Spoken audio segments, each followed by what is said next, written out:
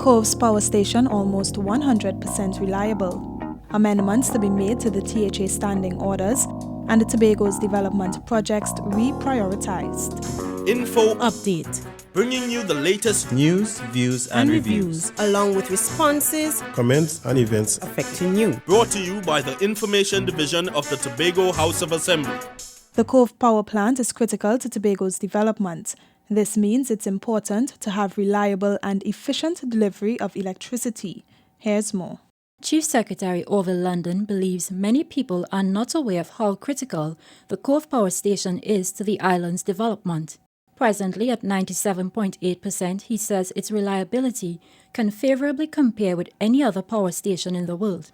We had the 64 megawatt power plant at Cove. And that power plant really runs with 4 generating machines, each of them giving 16 megawatts. And then, in addition to that, there's a submarine cable. There used to be 2 submarine cables, and we used to rely almost solely on those submarine cables. Mr. London says one of those submarine cables has been out of service since 2012. The other still provides 15 megawatts of power. We in Tobago generate all our electricity that is needed because we have a capacity in Tobago for 64 megawatts. We average maybe about 50 under normal circumstances with an annual peak of about 55 megawatts. Bearing in mind, of course, in case one of the machines go down, it would mean that we are down to 48 and then we'll have to now use the submarine cable. London commended the power station's workers, saying Tobago's electricity production is at a satisfactory level. I'm Josanne Brassi for Info Update. Changes are coming that will allow policymakers to manage their contributions more effectively in governing the island. Omodara Mills has the story.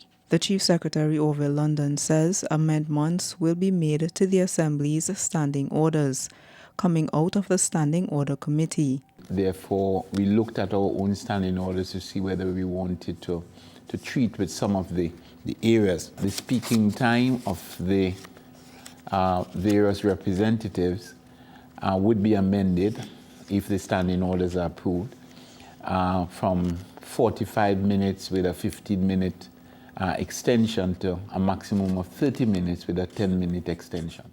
This means there will be shorter sessions with limited time given to each secretary to highlight the issues raised. Questions will be posed to the Prime Minister and the Chief Secretary once per month. Mr. London said the THA is also committed to updating the public on any changes made by the Assembly.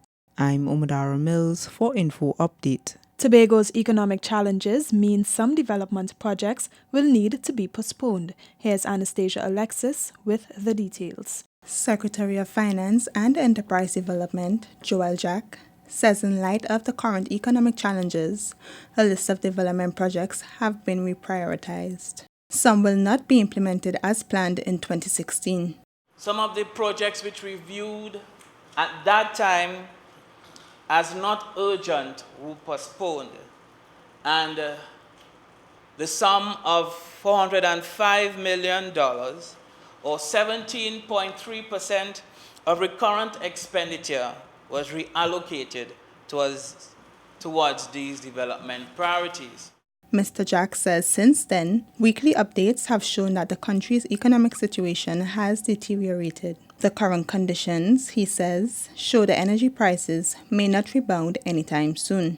These developments in the global energy markets, over which we have no control as a country, but no doubt they have significant implications for our country, for our ability as a country to balance our budget, as well as our balance of payments, and as well as our exchange rates. The Finance Secretary believes these circumstances require stringent measures to reduce the impact of the current financial climate. I'm Anastasia Alexis for Info Update. That's it from all of us at the Department of Information. I'm Davia Chambers, and you've been listening to Info Update.